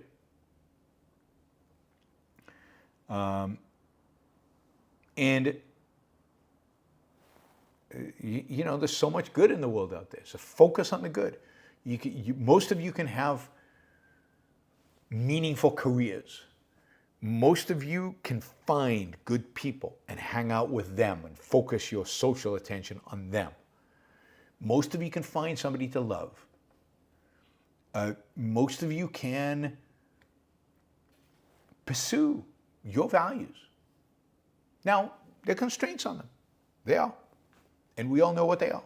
Taxes, regulations, controls, all of that. It's real. But that doesn't dominate your life. Shouldn't dominate your life. The positive should dominate your life. As long as you're focused on the positive, you're doing well. All right, Philosophy of Work has a message from maribbens. Maribbens, are you listening? I always order my steak medium rare, but I keep getting one that's medium well. I'm sure there's a chewish conspiracy behind it. Chewish, from chewing. I don't know where you come up with these, Philosophy at Work. I really don't. But, all right, we'll tolerate it. He puts his money where his whatever. Who is more anti-Semitic, the left or the right? I mean, it's not a competition. They're both anti-Semitic, at least at the far ends. The far left and the far right are both anti-Semitic today. Without any question, they're committed to it. Who's more is, it's not a competition. It's not, there's no measure. There's no, each one of them, if the far left or the far right dominated the culture, Jews would be in trouble. They both, kill many Jews. I mean, the more interesting question is where does anti-Semitic come from? What is the nature of its existing anti-Semitism? Where does it really emanate from? And that's interesting. Fred Harper says, objectivism changed my life drastically. Yaron helped me fine-tune the manifestation of my pursuit of happiness. Yeah, I mean, that's changing the culture right there. Anyway, I don't think it's a competition. I don't think you can measure these things. They're both horrifically anti-Semitic. They both hate Jews. And I'm reading this fascinating book about anti-Semitism, and it's fascinating how far it goes back, how many evolutions it's gone, how it's changed over time, and how really the source of it is unequivocally, without any question, it's Christianity. It's Christianity. It's post, it's really almost from day one, but certainly once Christianity solidifies into a proper religion under Constantine, a religion with a state, with a mission, it is anti-Semitic, and it has to be. It's part of its mission. It's part of what drives it. It's always been, even when they've tolerated Jews for anti-Semitic reasons. The cause of all that, what is it about Jews that the Christians find so offensive? I'll have to do a show on that, because I need to finish this book. It's called Constantine's Cross. Constantine's Cross, yes. And it really is fascinating, because part of the issue is, part of the thing that he brings up, the author, who's a Catholic, by the way, Catholic former priest, is the role of the cross as a symbol. I've always found the cross as a symbol offensive. And Constantine's sword, thank you, Constantine's sword. And I'm not recommending the book necessarily, because it has certain drawbacks, but it's really fascinating. The good stuff is really fascinating. And but it turns out that the cross was not early Christians did not make a big deal out of the cross. And really the cross becomes a symbol for Christians, starting with Constantine. And really is fascinating. Really is fascinating. It's more than just a symbol of sacrifice, because Constantine uses it as a symbol of, when the author says Constantine's sword, the cross is used as a sword. It's used as a rallying call. It's used as a means of submission and used as a means of oppression. And Constantine, of course, the whole thing revolves around he gets this revelation where before the battle he sees the sword and he goes into battle as God's messenger, as led by the cross. And the cross becomes a crusading, right? The Crusaders have a cross on their shields. The cross becomes the symbol of crusading, which means forced conversions and violence in the name of religion. So the cross is bad for so many good reasons. Oops, I didn't mean to do that. Okay, Michael. Is Texas the state with the strongest American sense of life? People in Texas seem solid and benevolent.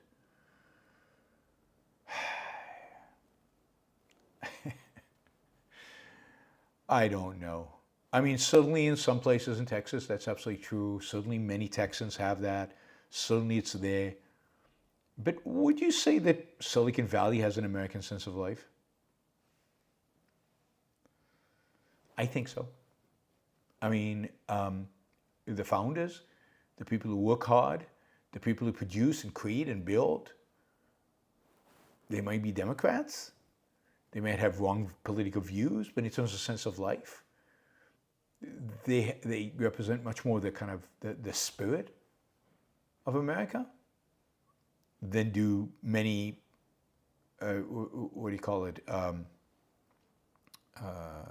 rednecks in Texas or elsewhere. So, the people in Texas, is Texas as a state the strongest sense of life? I don't know. I don't know if the numbers match up. But there are people everywhere with that sense of life in the certain regions, and part of it is productivity.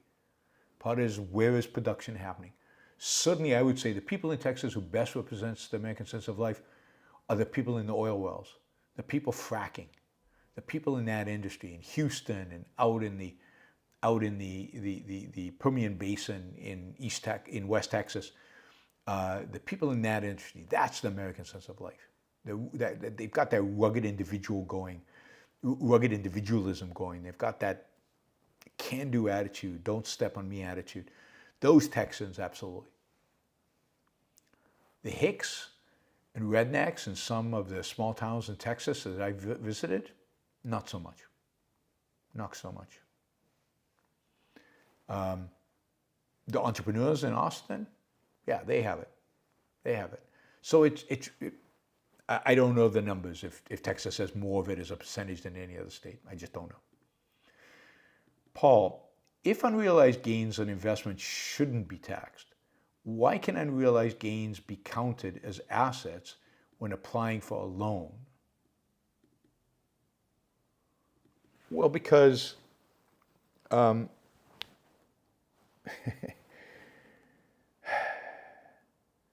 because the two things are completely, the purpose is completely different, right? When you're applying for a loan, the bank wants to know, can you pay it back? In order to know, can you pay it back, it wants to know what your wealth is, and what assets do you have, and what assets could you sell in order to pay back your loan. Taxes, are supposed to be taxes on income. Even capital gains is on money that you actually get, not money that is, you could still lose. So it's true that even for a loan, you could still lose it, and the bank takes that into account. It's true when you get a mortgage and the bank does an appraisal of the house value could go down. So it takes all that into account. in how it sets the loan and its conditions and its wants. Taxes are supposed to be taxes on income, on money you receive from work, from investment. Now, I don't think capital gains should be taxed at all. I think it's a double taxation. You've already been taxed on that money. But I can completely understand why, but so let's say I make a smart investment. I invest $100,000 in a company, and 10x's. It goes up 10x in 1 year. Can happen. And now I've got $1 million. And now you want to tax $1 million at, let's say, 30%. I have to pay you $300,000. But that would mean I would have to sell the investment in order to pay you. And what happens by the time I have to pay my tax bill in April versus December? The stock has plummeted and gone down. I know a lot of people during the dot-com bubble, because of the way options are taxed. Options are often taxed before you realize the option, before you actually get the money from the option. Were taxed based on the valuation in December. They were all gazillionaires in December 31st. By the time they had to pay taxes in April, they were no longer gazillionaires because all those stocks plummeted in March of 2000. This is during the dot-com bubble collapse, and now they didn't have, their net worth was less than their tax bill. I mean, that's insane. Now, if unrealized gains is, you haven't realized them. You haven't actually taken them out. You haven't made them part of your income flow, and therefore they shouldn't be taxed. I can understand why they want to tax them, because a lot of people are sitting on massive capital gains, like Elon Musk. All the entrepreneurs, massive capital gains that have never been realized, and therefore they've never paid taxes on them. Good. Michael, unable to reason, they end up, is this a continuation of another question? Yeah, I don't know. Unable to reason, they end up relying on their feelings and going desperately after facts to justify them by making irrational associations, hoping that their readers end up feeling the same. I think that's right. I think that's how a lot of people function. They can't reason, they go by their emotions, and the emotions guide them to just pick and choose in reality what they think might somehow fit. Completely irrationally. All right, we got quite a few more questions to get to our 2-hour goal, which we've got 20 minutes to make. We need $90. $90. Very doable. Very doable. So, 4 $20 questions and a $10 question, and we're there. There's our first $20 question. So we're well on our way. All right, let's take that $20 question from Jennifer. I know Alaska is too cold for you, but I love the attitude some people have there. Oil, fishing, lumber, they talk a business. They definitely have the rugged individualism spirit there. Yeah, I think that's right. I think generally harsh environments, you have to, they bring out kind of a rugged individualism. You have to work to survive. You can't get comfortable. You can't get comfortable. So it requires effort, it requires focus, it requires dedication to just survive, never mind to thrive. So I can see that in Alaska, which has an anti-human environment.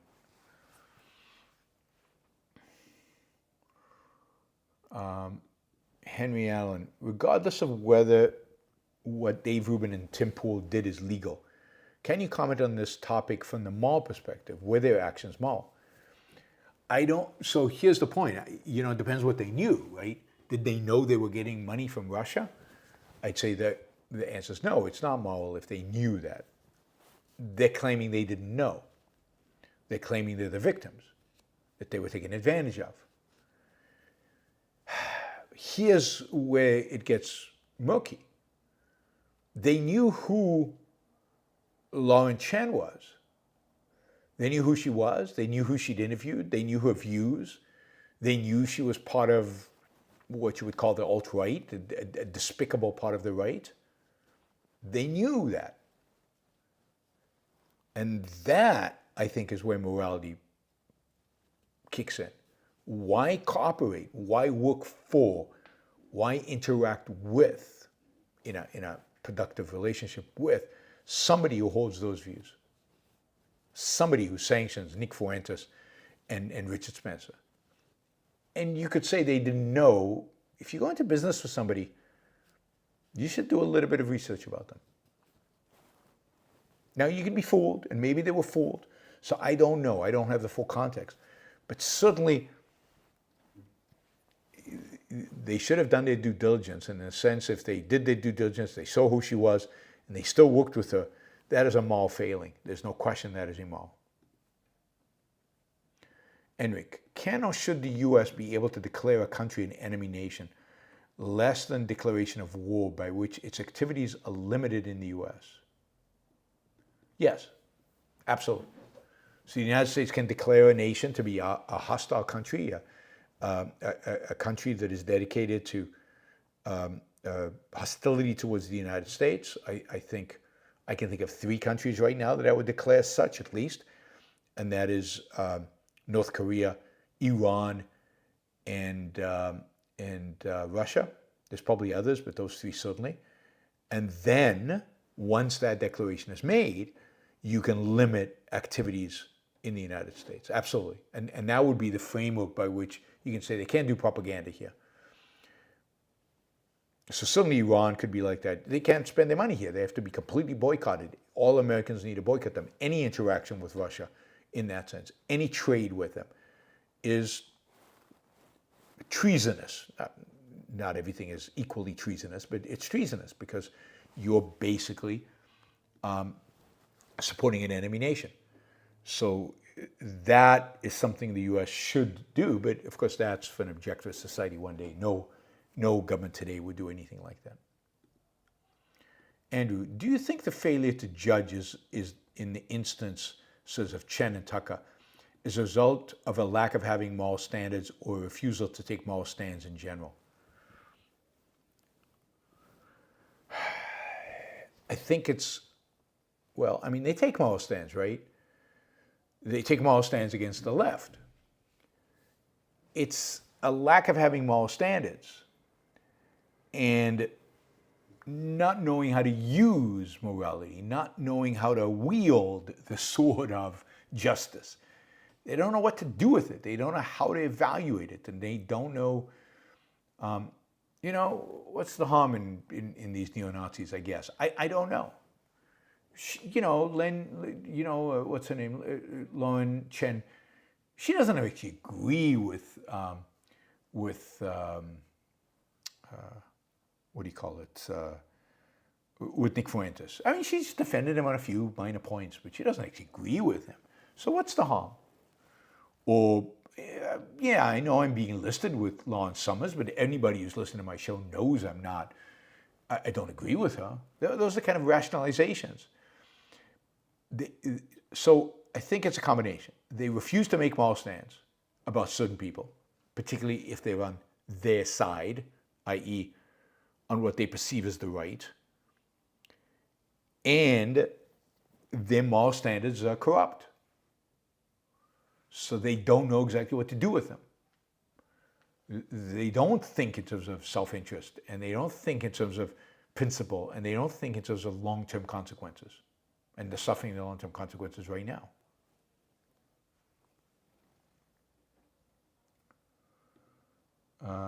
Paul asks, how are things going with your courses for Peterson Academy? I don't really know. I mean, they will be released, I'm told, this year.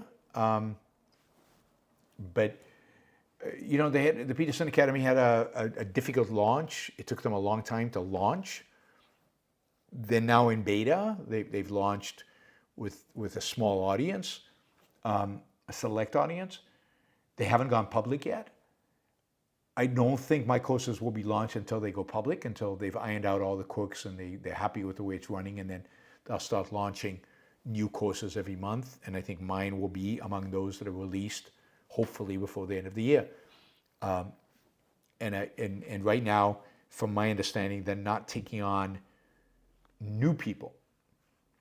new people for, in other words, they haven't asked me to do new courses. They're not quite as aggressive in terms of producing new courses because they're trying to just launch what they have. They're trying to get what they have out there and into circulation. So we'll see how it goes. We'll know more in the next few months.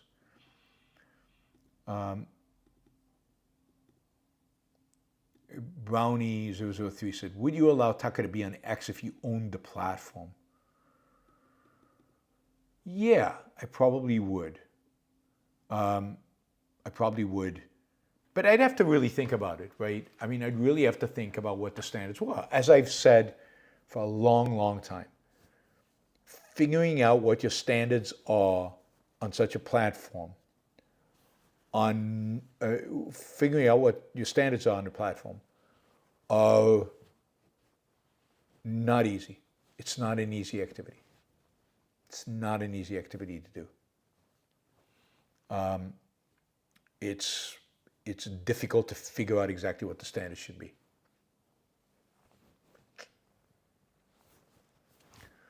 So somebody's asking, so you're saying you sanctioned Jordan Peterson? Yeah, I sanctioned Jordan Peterson. Jordan Peterson invited me to come on his podcast. I would go. I would be interviewed by him. In that sense, I'm sanctioning Jordan Peterson. That doesn't mean I agree with everything. What I'm saying is I think Jordan Peterson is within the realm of legit views. Some of them are terrible views. Some of them are horrible views. But they're views that need to be discussed and debated. Nazism is not within that scope. Churchill being the real evil guy in World War II, not part of the scope of reasonable debate, reasonable discussion, reasonable disagreement. You know, I have a provision in my contract with Jordan Peterson, and he has this with me, that if Jordan goes bonkers and starts spouting, let's say, Nazi ideology, I can pull my stuff from his platform, and I will. But my view is not, you can't deal with people you disagree with. That would be ridiculous. I can't deal with the guy who owns the grocery store, and no. My point is that there's certain views that are so harmful to me and to the world and to everybody around us, and that the people who hold them cannot hold them innocently, and are beyond saving. That those views you just cannot sanction. I wouldn't get up on stage with Noam Chomsky. Generally, unless it's a debate, I would never, never do anything with a communist. And even a debate, it would depend who they are. So yeah, it's the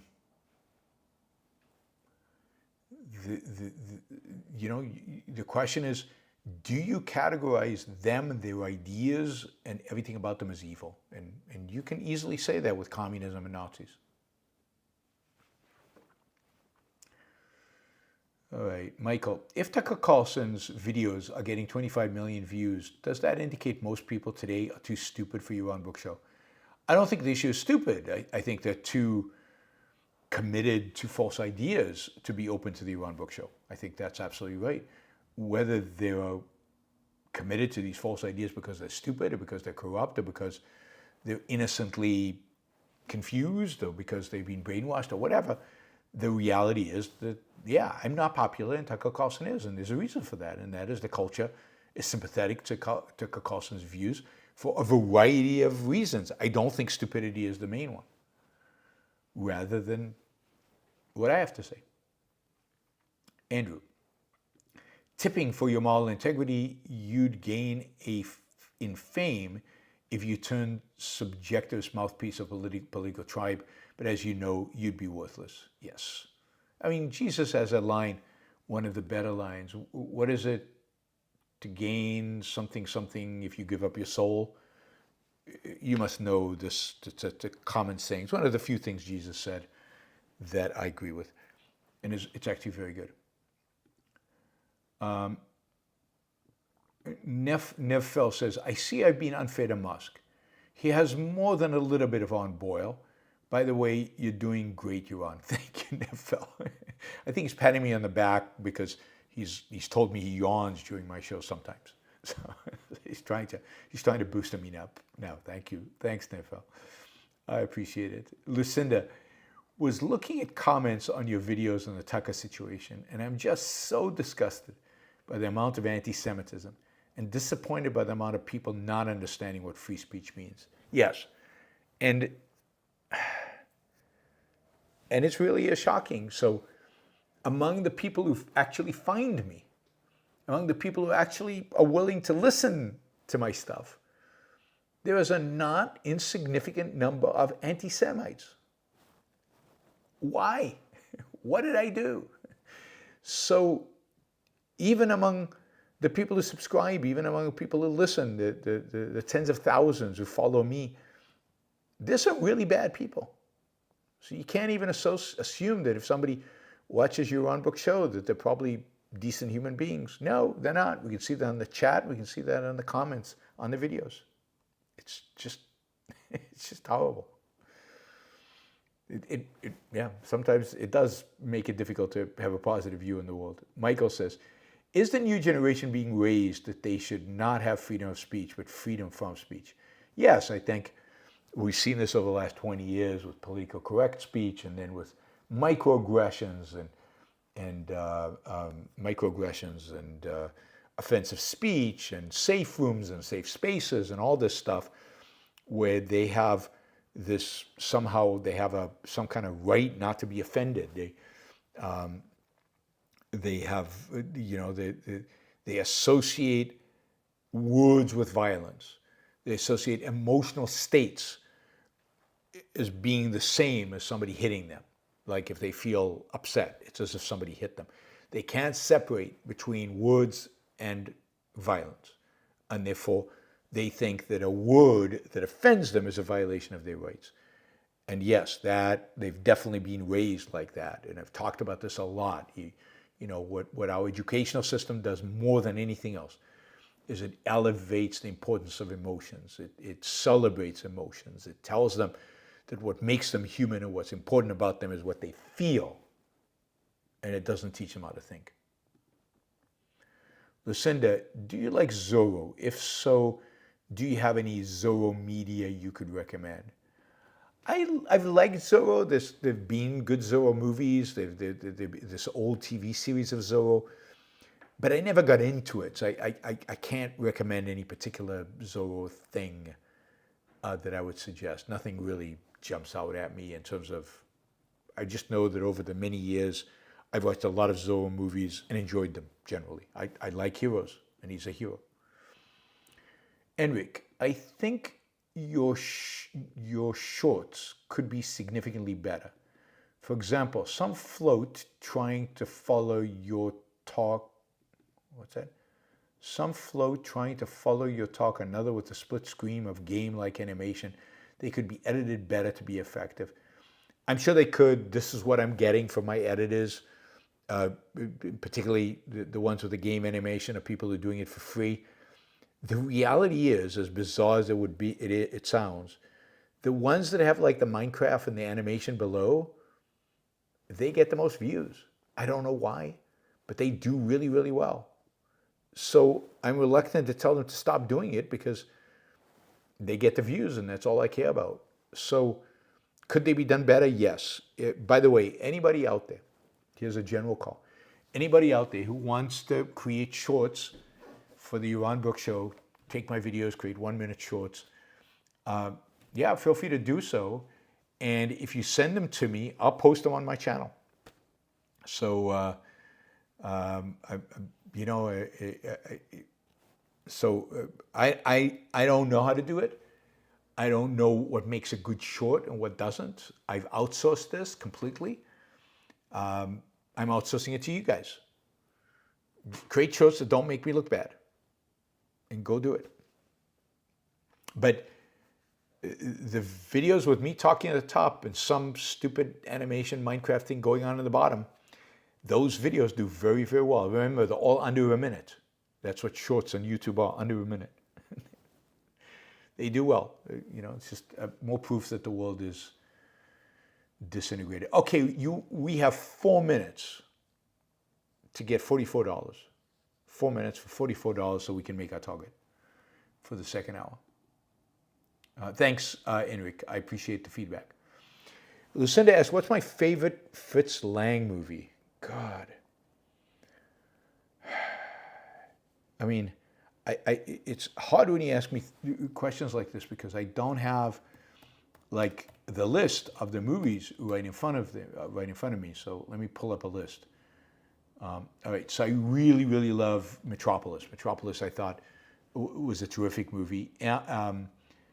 What was the other one? The Testament of Dr. Mabuse, and that was like a horror movie. It was really, really good. Of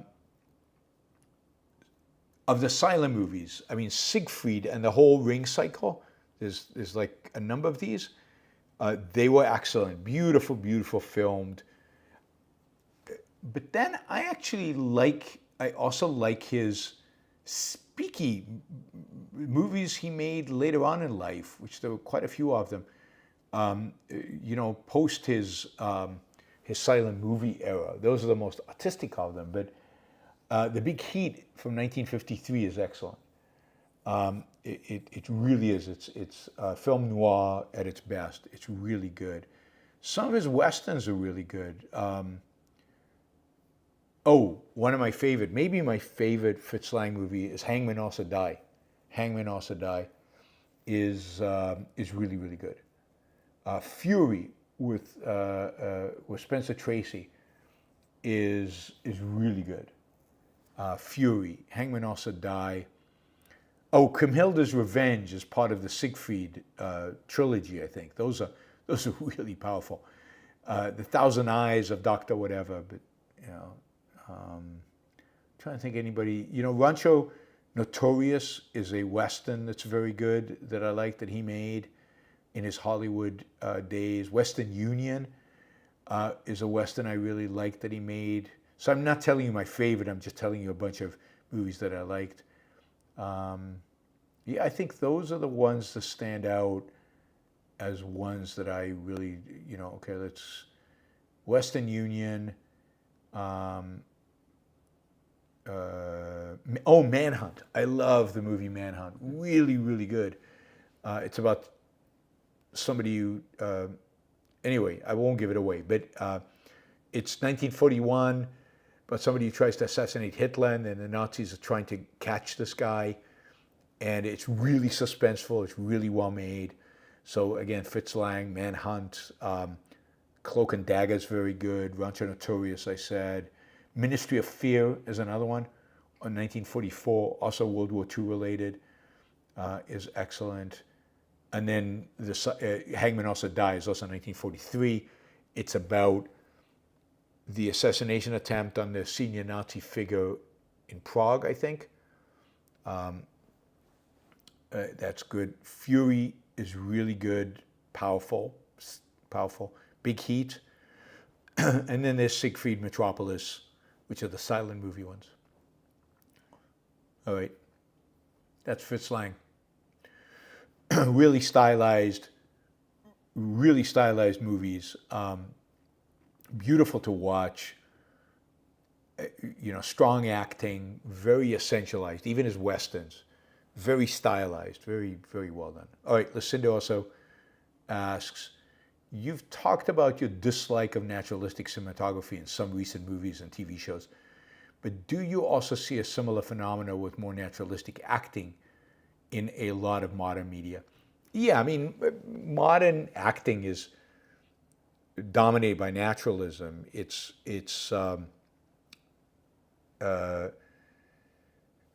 almost all the acting schools teach the naturalistic style. It's so dominant, it's hard for me to see it. And the reality is that when it's not naturalistic, it comes across as strange because we're so used to it. So to see non-naturalistic acting you really got to go back to, I mean, the best example of that is Greta Garbo. And the best movie to see it in is Queen Christina. If you want to see what acting can be, what it used to be, what the art of acting really is, Queen Christina, Greta Garbo. Watch that movie. It's a great movie, by the way, one of my favorite movies. And Greta Garbo is spectacular in it. And the acting in it is spectacular. And it's totally non-naturalistic. It's totally romantic. There's a famous line from the movie, oh God, what was the movie? Marathon or Running Man or something like that? Dustin Hoffman and Laurence Olivier act in this movie, right? And there's a scene in the movie. Where Laurence Olivier, who plays the bad guy, is going to torture Dustin Hoffman. He's going to use dental tools to drill into his teeth while he's awake and torture him. Pretty brutal scene. And the day before they're going to film the scene. The day before they're going to film the scene, Dustin Hoffman is leaving. The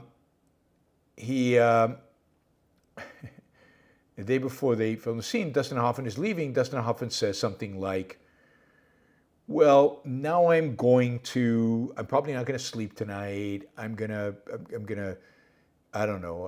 do things to make myself super uncomfortable so I can get into the role of somebody being tortured. And Laurence Olivier turns to him and say, or you could act. I think that's just brilliant. So, method acting is you get into the state of mind of the person and you live that person and you prepare. And Laurence Olivier's attitude is, no, you act. And then when you finish acting, you go on with your life. Life and there's acting. And acting is what you do on stage or what you do in the film. And I think Laurence Olivier was not a naturalistic actor. All right, M. Azhan. This is his 20th contribution, so thank you. The situation you describe in Germany seems scary, but given the situation and likely trajectory, how can liberals and sane people deal with it and prepare both at a personal level and also at a socio-political level?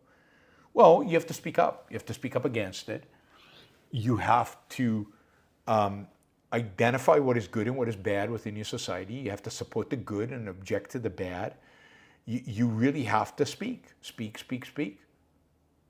and find alternatives and choose the lesser of all evils and figure out what truly is evil in the long run and where things are going to really deteriorate dramatically. So you have to, and then prepare for, if you really think bad stuff is going to happen to you personally or in your environment, you have to prepare for that. Put money aside, gold aside. You have to get ready with an escape plan or whatever. And if you don't think things are that bad, then you just have to fight. You have to prepare for the fight. And the fight is find political allies that you can actually fight side by side with to really make a difference.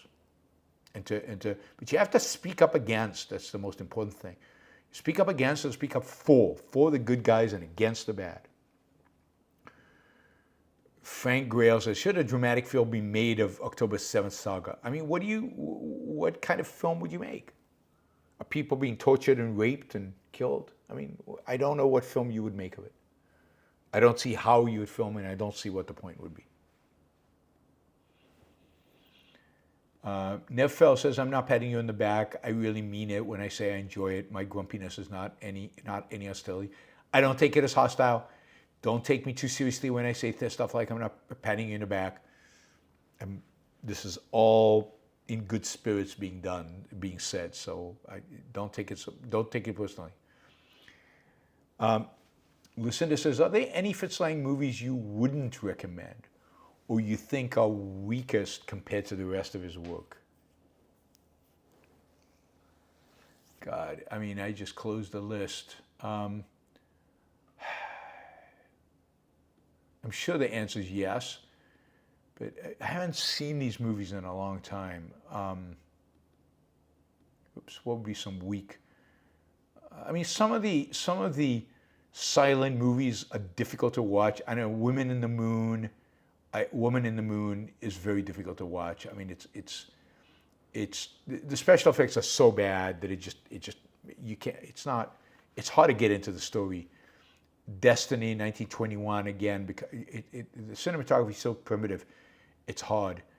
I mentioned The Thousand Eyes of Dr. whatever, 1960s. I didn't really like that one. Let's see. Yeah, some of these I haven't seen.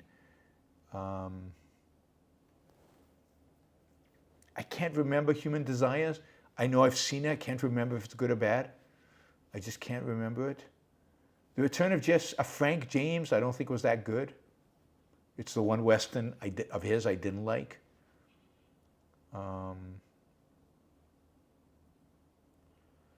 Yeah, I mean, I don't know. I don't have anything else. That's my limit of my Fritz Lang recollection. Sorry. All right, Gail has the final say here. Elon Musk, DOGE, is, quote, government efficiency, even a possibility in reality. I don't know what DOGE means. Is government efficiency even a possibility in reality? No, it isn't. I talked about that earlier. There's just no way to make the things that government should not be doing efficient. And I don't want them to be efficient. I mean, do you really want them to be efficient? Oh, DOGE is crypto. Is the crypto coin, the stupid crypto coin that Trump backs. It just, I mean, I don't want government to be efficient when it's listening into my show, listening into my phone conversations. I don't want the government to be efficient when it's regulating businesses. I don't want government to be efficient in trying to restrain trade, in raising tariffs, I don't want it to be efficient in these things. I want it to be inefficient. And it is almost by definition going to be inefficient. So anyway, that's, I think the whole project is unprincipled and silly, and it fits Trump, and sadly it fits Musk. I mean, I wish Musk was better than it. I wish Musk was better than it. All right, everybody. Thank you. Have a great rest of your day and rest of your weekend. No show tomorrow. Next show will be at 1 p.m., not 2 p.m., 1 p.m. on Monday. I'll see you all on Monday. Bye, everybody.